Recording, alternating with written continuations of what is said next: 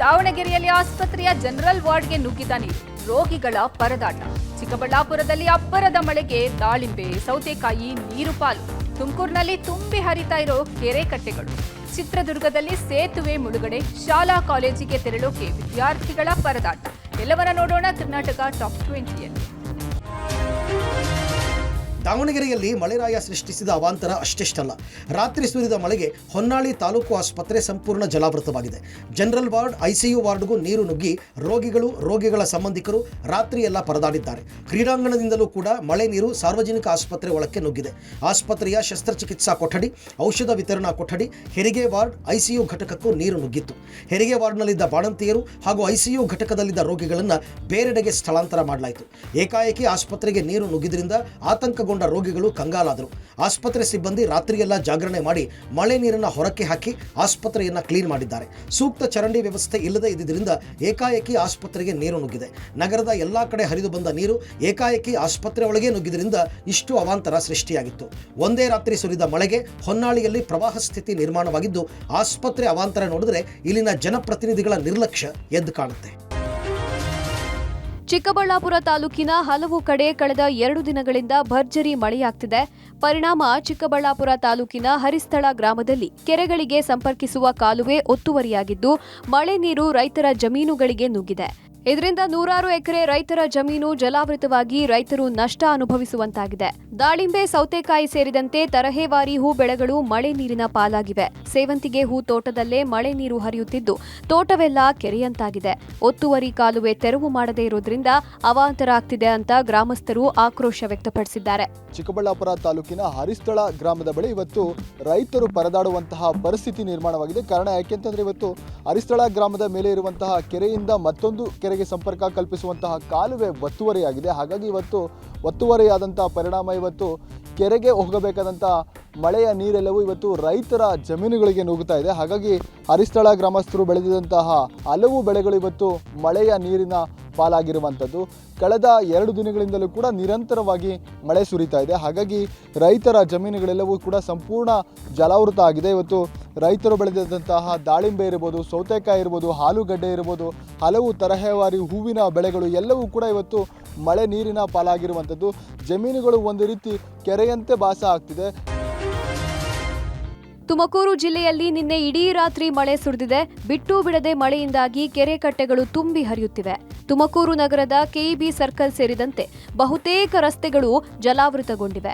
ವಾಹನ ಸವಾರರು ಪರದಾಟ ಪಡುವಂತಾಯಿತು. ಮಳೆ ನೀರಿನಿಂದಾಗಿ ಚರಂಡಿಗಳು ಉಕ್ಕಿ ಹರಿಯುತ್ತಿವೆ. ತಗ್ಗು ಪ್ರದೇಶಗಳಿಗೆ ನೀರು ನುಗ್ಗಿವೆ. ತುಮಕೂರು ನಗರದ ಅಮಾನಿ ಕೆರೆ ಸಂಪೂರ್ಣವಾಗಿ ತುಂಬಿ ಕೋಡಿ ಬಿದ್ದಿದೆ. 1500 ಎಕರೆ ಪ್ರದೇಶದಲ್ಲಿ ಇರುವ ಕೆರೆ ತುಂಬಿ ಕೋಡಿ ಬಿದ್ದದ್ದನ್ನ ನೋಡಲು ಜನರ ದಂಡೇ ಹರಿದು ಬರ್ತಿದೆ. ಕೋಡಿ ನೀರಿನಿಂದಾಗಿ ಶಿರಾ ಗೇಟ್ ರಸ್ತೆ ಸಂಪರ್ಕ ಸಂಪೂರ್ಣ ಕಡಿತಗೊಂಡಿದೆ. ಗುಬ್ಬಿಯ ಬಿದರೆ ರಸ್ತೆ ಬಳಿ ರೈಲ್ವೆ ಅಂಡರ್ಪಾಸ್ನಲ್ಲಿ ಮಳೆ ನೀರಿನಲ್ಲಿ ಸಿಲುಕಿ ಕೆಎಸ್ಆರ್ಟಿಸಿ ಬಸ್ ಪರದಾಡುವಂತಾಯಿತು.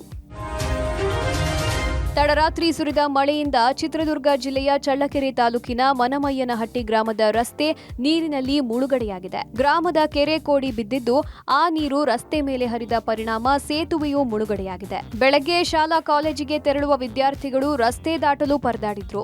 ಮೊಳಕಾಲು ಮಟ್ಟದವರೆಗೆ ಕೆರೆ ನೀರು ರಸ್ತೆ ಮೇಲೆ ಹರಿಯುತ್ತಿದ್ದು, ವಾಹನಗಳ ನೆರವಿನಿಂದ ಜನರು ಆತಂಕದಿಂದ ರಸ್ತೆ ದಾಟ್ತಿದ್ದಾರೆ. ಇತ್ತ ನಾಯಕನಹಟ್ಟಿ ಪೊಲೀಸ್ ಠಾಣೆ ಆವರಣ ನೀರಿನಿಂದ ಜಲಾವೃತಗೊಂಡಿದೆ. ಪಟ್ಟಣ ಪಂಚಾಯತ್ ಸಿಬ್ಬಂದಿ ನೀರು ಹೊರಹಾಕಲು ಹರಸಾಹಸ ಪಟ್ಟರು. ಚರಂಡಿ ಬಂದ್ ಆಗಿ ಪೊಲೀಸ್ ಆವರಣಕ್ಕೆ ನೀರು ನುಗ್ಗಿ ಅವಾಂತರವಾಯಿತು. ಚಳ್ಳಕೆರೆ ತಾಲೂಕಿನ ಏಕಾಂತೇಶ್ವರ ಬಡಾವಣೆಯಲ್ಲಿ ಕೆರೆ ಕೋಡಿ ಬಿದ್ದು 80ಕ್ಕೂ ಹೆಚ್ಚು ಮನೆಗಳ ಒಳಗೆ ನೀರು ನುಗ್ಗಿ ಜನ ಹೈರಾಣಾದ್ರು. ಕಾಣಬಹುದು ನಾವು ದೃಶ್ಯಗಳಲ್ಲಿ ಏನು ಚಳ್ಳಕೆರೆ ಮಾರ್ಗವಾಗಿ ನಾಯಕನಹಟ್ಟಿಗೆ ಹಾದು ಹೋಗುವಂತ ರಸ್ತೆ ಸಂಪೂರ್ಣವಾಗಿ ಜಲಾವೃತವಾಗಿದೆ. ಏನು ಕೆರೆ ಕೋಡಿ ಬಿದ್ದಿರೋ ಹಿನ್ನೆಲೆಯಲ್ಲಿ ಈ ಒಂದು ಕೆರೆ ಕೋಡಿಯಿಂದ ಹರಿದು ಬರುವಂತ ನೀರಿಂದಾಗಿ ಸೇತುವೆ ಸಂಪೂರ್ಣ ಮುಳುಗಡೆ ಆಗಿರುವಂತದ್ದು. ಈ ಹಿನ್ನೆಲೆಯಲ್ಲಿ ಈ ಒಂದು ರಸ್ತೆ ದಾಟಲು ಜನರು ಹರಸಾಹಸ ಪಡುತ್ತಿರುವಂತ ದೃಶ್ಯ ಕಾಣ್ತಾ ಇದ್ದೀವಿ. ಏನು ಇಂದು ಬೆಳಿಗ್ಗೆ ಶಾಲಾ ಕಾಲೇಜಿಗೆ ತೆರಳುವಂತ ವಿದ್ಯಾರ್ಥಿಗಳಿರ್ಬೋದು, ಹಾಗೂ ದೈನಂದಿನ ಕೆಲಸಗಳಿಗೆ ತೆರಳುವಂತ ರೈತರು ಇರ್ಬೋದು, ಹಾಗೂ ವಿಕಲಚೇತನರು ಕೂಡ ಈ ಒಂದು ರಸ್ತೆ ದಾಟೋದಕ್ಕೆ ಹರಸಾಹಸ ಪಡುತ್ತಿರುವಂತಹ ದೃಶ್ಯವನ್ನು ಕಾಣ್ತಾ ಇದ್ದೀವಿ. ಅದೇ ರೀತಿ ಕಳೆದ ತಡರಾತ್ರಿ ಸುರಿದಂತ ಮಳೆಯಿಂದಾಗಿ ಇಲ್ಲಿ ನೂರಾರು ಮನೆಗಳು ಕೂಡ ನೀರು ನುಗ್ಗಿ ಅಸ್ತವ್ಯಸ್ತಗೊಂಡಿರುವಂತದ್ದು. ಸುಮಾರು ಮೊಣಕಾಲು ಮಟ್ಟದ ನೀರಿನಲ್ಲಿ ರಸ್ತೆಯನ್ನು ದಾಟ್ತಿರುವಂತಹ ದೃಶ್ಯ ಕಾಣ್ತಿದ್ದೀವಿ. ಹಾಗೆ ಮಕ್ಕಳು ವಿದ್ಯಾರ್ಥಿಗಳು ಶಾಲೆಗೆ ತೆರಳೋದಕ್ಕೂ ಕೂಡ ತೀವ್ರ ಆತಂಕದ ಪರಿಸ್ಥಿತಿ ನಿರ್ಮಾಣವಾಗಿದೆ. ಮೈಸೂರಿನಲ್ಲಿ ವಿಶ್ವವಿಖ್ಯಾತ ನಾಡಹಬ್ಬ ದಸರಾಗೆ ದಿನಗಣನೆ ಶುರುವಾಗಿದೆ. ಕ್ಯಾಪ್ಟನ್ ಅಭಿಮನ್ಯು ನೇತೃತ್ವದ ಗಜಪಡೆ ಇಂದು ಕಾಡಿನಿಂದ ನಾಡಿಗೆ ಬಂದಿವೆ. ಹುಣಸೂರು ತಾಲೂಕಿನ ವೀರನ ಹೊಸಹಳ್ಳಿಯಲ್ಲಿ ಗಜಪಡೆಗೆ ಅದ್ದೂರಿ ಸ್ವಾಗತ ಕೋರಲಾಯಿತು. ಬೆಳಗ್ಗೆ 10:20ರಿಂದ 10:45ರೊಳಗಿನ ಶುಭ ಮುಹೂರ್ತದಲ್ಲಿ ಅಭಿಮನ್ಯು ಪಡೆಗೆ ಜಿಲ್ಲಾ ಉಸ್ತುವಾರಿ ಸಚಿವ ಡಾಕ್ಟರ್ ಎಚ್.ಸಿ. ಮಹದೇವಪ್ಪ, ಸಚಿವರಾದ ಕೆ. ವೆಂಕಟೇಶ್, ಈಶ್ವರ ಖಂಡ್ರೆ ಸೇರಿದಂತೆ ಹಲವು ನಾಯಕರು ಪುಷ್ಪಾರ್ಚನೆ ನೆರವೇರಿಸಿ ಗಜ ಪಯಣಕ್ಕೆ ಚಾಲನೆ ಕೊಟ್ಟರು. ಮೊದಲ ತಂಡದಲ್ಲಿ ಅಭಿಮನ್ಯು ನೇತೃತ್ವದ 9 ಆನೆಗಳು ಮೈಸೂರಿಗೆ ಬಂದವು. ಭೀಮಾ, ಗೋಪಿ, ಧನಂಜಯ, ಕಂಜನ್, ರೋಹಿತ್, ಲಕ್ಷ್ಮಿ, ವರಲಕ್ಷ್ಮಿ, ಏಕಲವ್ಯ ಆನೆಗಳು ಮೊದಲ ಹಂತದಲ್ಲಿ ಮೈಸೂರಿಗೆ ಆಗಮಿಸಿದ್ವು. ಎರಡನೇ ಹಂತದಲ್ಲಿ 5 ಆನೆಗಳು ಬರಲಿವೆ. ಕಾಡಿನಿಂದ ನಾಡಿಗೆ ಬಂದ ಗಜಪಡೆ ಇಂದು ಮತ್ತು ನಾಳೆ ಮೈಸೂರಿನ ಅಶೋಕಪುರಂನಲ್ಲಿರುವ ಅರಣ್ಯ ಭವನದ ಆವರಣದಲ್ಲಿ ವಾಸ್ತವ್ಯ ಹೂಡಲಿವೆ. ಶುಕ್ರವಾರ ಅರಮನೆ ಆವರಣ ಪ್ರವೇಶಿಸಲಿದ್ದು, ಆನೆಗಳು, ಮಾವುತರು ಹಾಗೂ ಕಾವಾಡಿಗಳ ವಾಸ್ತವ್ಯಕ್ಕಾಗಿ ಮೈಸೂರು ಅರಮನೆ ಆವರಣದಲ್ಲಿ ಸಕಲ ವ್ಯವಸ್ಥೆ ಮಾಡಲಾಗಿದೆ. ದಸರಾ ಗಜಪಯಣಕ್ಕೆ ವಿವಿಧ ಜಾನಪದ ಕಲಾ ತಂಡಗಳು ಮೆರುಗು ನೀಡಿದ್ವು. ಗಜಪಡೆ ಕಂಡು ಜನರು ಹರ್ಷೋದ್ಗಾರ ವ್ಯಕ್ತಪಡಿಸಿದ್ರು. ಕಲಿಯುಗ ಕಾಮಧೇನು ಗುರು ರಾಘವೇಂದ್ರ ಸ್ವಾಮಿಗಳು ಸಶರೀರರಾಗಿ ವೃಂದಾವನಸ್ಥರಾಗಿ ಇಂದಿಗೆ 353 ವರ್ಷಗಳು ಸಂದಿವೆ. ಈ ಹಿನ್ನೆಲೆ ಮಂತ್ರಾಲಯ ರಾಯರ ಮಠದಲ್ಲಿ ಗುರುರಾಯರ ಆರಾಧನಾ ಮಹೋತ್ಸವದ ಮುಖ್ಯ ಘಟ್ಟ ಮಧ್ಯಾರಾಧನೆಯನ್ನ ಸಂಭ್ರಮದಿಂದ ಆಚರಿಸಲಾಗುತ್ತಿದೆ. ಇಂದಿಗೂ ರಾಯರು ವೃಂದಾವನದಲ್ಲಿ ತಮ್ಮ ಯೋಗ ಸಾಮರ್ಥ್ಯದಿಂದ ಸಶರೀರರಾಗಿ ಇದ್ದು ಭಕ್ತರನ್ನ ಅನುಗ್ರಹಿಸುತ್ತಾರೆ ಅನ್ನೋ ಪ್ರತೀತಿ ಇದೆ. ಈ ಹಿನ್ನೆಲೆ ಮಧ್ಯಾರಾಧನೆ ವಿಶೇಷವಾದದ್ದು. ಮಧ್ಯಾರಾಧನೆ ಅಂಗವಾಗಿ ಮಠದ ಪ್ರಾಕಾರದಲ್ಲಿ ಚಿನ್ನದ ರಥೋತ್ಸವ ಜರುಗಿತು. ಮಠದ ಪೀಠಾಧಿಪತಿ ಸುಬುಧೇಂದ್ರ ತೀರ್ಥರ ನೇತೃತ್ವದಲ್ಲಿ ನಡೆದ ಚಿನ್ನದ ರಥೋತ್ಸವದಲ್ಲಿ ಸಾವಿರಾರು ಸಂಖ್ಯೆಯಲ್ಲಿ ಭಕ್ತರು ಭಾಗವಹಿಸಿದ್ರು. ಸ್ವತಃ ಮಠದ ಪೀಠಾಧಿಪತಿ ಸುಬುಧೇಂದ್ರ ತೀರ್ಥ ಸ್ವಾಮಿಗಳೇ ರಾಯರ ವೃಂದಾವನಕ್ಕೆ ಮಹಾಪಂಚಾಮೃತ ಅಭಿಷೇಕವನ್ನ ಮಾಡೋದು ಈ ದಿನದ ವಿಶೇಷ. ನಟ, ರಾಜ್ಯಸಭಾ ಸದಸ್ಯ ಜಗ್ಗೇಶ್ ಕೂಡ ರಾಯರ ಮಧ್ಯಾರಾಧನೆ ಮಹೋತ್ಸವದಲ್ಲಿ ಭಾಗಿಯಾಗಿದ್ರು.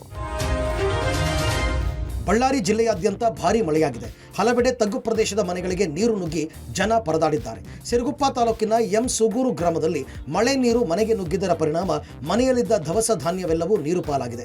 ಅಕ್ಕಿ, ಬೇಳೆ, ಶೇಂಗಾ, ಜೋಳ ಎಲ್ಲವೂ ನೀರಿನಲ್ಲಿ ಮುಳುಗಿ ಹಾಳಾಗಿದೆ. ಹಳ್ಳ ಕೊಳ್ಳಗಳು ತುಂಬಿ ಹರಿತಾ ಇರೋದ್ರಿಂದ ಹಲವೆಡೆ ರಸ್ತೆ ಸಂಚಾರ ಬಂದಾಗಿತ್ತು. ಮಳೆಯಾಗುತ್ತಿರುವ ಬೆನ್ನಲ್ಲೇ ಇತ್ತ ವಿಜಯನಗರದ ಹಗರಿಬೊಮ್ಮನಹಳ್ಳಿ ಮಾಲವಿ ಜಲಾಶಯಕ್ಕೆ ಕಂಟಕ ಎದುರಾಗಿದೆ. 2 TMC ಸಾಮರ್ಥ್ಯದ ಕಿರು ಜಲಾಶಯದ ನೀರು ಪೋಲಾಗ್ತಾ ಇದೆ. ಕ್ರಸ್ಟ್ ಗೇಟ್ನಲ್ಲಿ ಸಮಸ್ಯೆಯಿಂದಾಗಿ ನಿರಂತರವಾಗಿ ನೀರು ಪೋಲಾಗ್ತಾ ಇದೆ. 2, 4, 7 ಮತ್ತು 9ನೇ ಕ್ರಸ್ಟ್ ಗೇಟ್ಗಳಲ್ಲಿ ಅಪಾರ ಪ್ರಮಾಣದಲ್ಲಿ ನೀರು ಖಾಲಿಯಾಗ್ತಾ ಇದೆ. 2022ರಲ್ಲಿ ಭರ್ತಿಯಾಗಿದ್ದ ಜಲಾಶಯ 3 ವರ್ಷಗಳಿಂದಲೂ ಖಾಲಿಯಾಗಿದೆ. ನೀರು ಬೆಳೆಗೆ ಸಿಗದೆ ಪೋಲಾಗ್ತಾ ಇದೆ ಅಂತ ರೈತರು ಆಕ್ರೋಶ ಹೊರಹಾಕಿದ್ದಾರೆ. ಈ ಬೆನ್ನಲ್ಲೇ ಹೈದರಾಬಾದ್ ಮೂಲದ ತಜ್ಞ ವೈದ್ಯರ ತಂಡ ಮಾಲವಿ ಜಲಾಶಯಕ್ಕೆ ಬಂದು ವೀಕ್ಷಿಸಿದ್ದಾರೆ. ಶಾಸಕ ನೇಮಿರಾಜ್ ನಾಯ್ಕ್ 4 ಕೋಟಿ ರೂಪಾಯಿ ವೆಚ್ಚದಲ್ಲಿ ಕ್ರಸ್ಟ್ ಗೇಟ್ ದುರಸ್ತಿಗೆ ಮುಂದಾಗಿದ್ದಾರೆ. 4 ಜನ ತಜ್ಞರು, ಅಧಿಕಾರಿಗಳು, ಇಂಜಿನಿಯರ್ಗಳ ಸಮ್ಮುಖದಲ್ಲಿ ದುರಸ್ತಿಗೆ ಮುಂದಾಗಿದ್ದು ಇನ್ನು 3 ದಿನದಲ್ಲಿ ಸರಿಪಡಿಸುವುದಾಗಿ ತಜ್ಞರು ಭರವಸೆ ನೀಡಿದ್ದಾರೆ. ಅನ್ನಭಾಗ್ಯ ಅಕ್ಕಿಗಾಗಿ ಬೆಂಗಳೂರಿನಲ್ಲಿ ಜನ ಮಧ್ಯರಾತ್ರಿ ಆದ್ರೂ ಸಾಲಲ್ಲಿ ನಿಲ್ಬೇಕು. ಮಳೆ ಸುರಿತಿದ್ರೂ ಕಾಯ್ಬೇಕು ಅನ್ನೋ ಪರಿಸ್ಥಿತಿ ನಿರ್ಮಾಣವಾಗಿದೆ. ದಾಸರಹಳ್ಳಿ ಕ್ಷೇತ್ರದ ಪೈಪ್ಲೈನ್ ರಸ್ತೆಯಲ್ಲಿರೋ ಸರ್ಕಾರಿ ನ್ಯಾಯಬೆಲೆ ಅಂಗಡಿಯಲ್ಲಿ ಜನ ಪಡಿತರ ಪಡೆಯೋಕೆ ಪರದಾಡ್ತಿದ್ದಾರೆ. ಬೆಳಗ್ಗೆ ಬಂದ್ರೂ ಅಕ್ಕಿ ಸಿಗುತ್ತೋ ಇಲ್ವೋ ಅನ್ನೋ ಆತಂಕದಲ್ಲಿ ರಾತ್ರಿ ಇಡೀ ಚೀಲಗಳನ್ನ ಸಾಲಾಗಿ ಇಟ್ಟು ಕಾಯ್ತಾರೆ. ಬೆಂಗಳೂರು ಉತ್ತರ ತಾಲೂಕಿನ ನ್ಯಾಯಬೆಲೆ ಅಂಗಡಿ 96ಕ್ಕೆ ಪ್ರತಿ ತಿಂಗಳು 650 ಕಾರ್ಡ್ಗಳಿಗೆ ಪಡಿತರ ಬರುತ್ತೆ. ಈ ಪಡಿತರ ಕೇವಲ 2-3 ದಿನಗಳಲ್ಲಿ ಖಾಲಿಯಾಗುತ್ತೆ. ಹೀಗಾಗಿ ಜನ ಬೇರೆ ಬೇರೆ ಏರಿಯಾಗಳಿಂದ ಬಂದು ರಾತ್ರಿ ಇಡೀ ನ್ಯಾಯಬೆಲೆ ಅಂಗಡಿಯ ಮುಂದೆ ಕಾಯ್ತಾರೆ. ಒನ್ ನೇಷನ್ ಒನ್ ರೇಷನ್ ಅಡಿಯಲ್ಲಿ ಯಾವುದೇ ಜಿಲ್ಲೆಗಳ ಗ್ರಾಹಕರು ಎಲ್ಲಿ ಬೇಕಾದರೂ ಪಡಿತರ ಪಡಿಬಹುದು. ಹೀಗಾಗಿ ಈ ನ್ಯಾಯಬೆಲೆ ಅಂಗಡಿ ವ್ಯಾಪ್ತಿಯಲ್ಲಿರುವ ಕೂಲಿ ಕಾರ್ಮಿಕರು, ಕಟ್ಟಡ ಕಾರ್ಮಿಕರು ಇಲ್ಲಿಗೆ ಬರೋದ್ರಿಂದ 2-3 ದಿನದಲ್ಲೇ ಬರೋ ಸ್ಟಾಕ್ ಮುಗಿಯುತ್ತೆ. ಹೆಚ್ಚುವರಿ ಪಡಿತರಕ್ಕೆ ಮೇಲಾಧಿಕಾರಿಗಳಿಗೆ ಪತ್ರವನ್ನ ಬರೆಯಲಾಗಿದ್ದು ಈವರೆಗೂ ಹೆಚ್ಚುವರಿ ಅಕ್ಕಿ ನೀಡುವ ಬಗ್ಗೆ ಸ್ಪಷ್ಟನೆ ನೀಡಿಲ್ಲ ಅಂತಾರೆ ಅಧಿಕಾರಿಗಳು.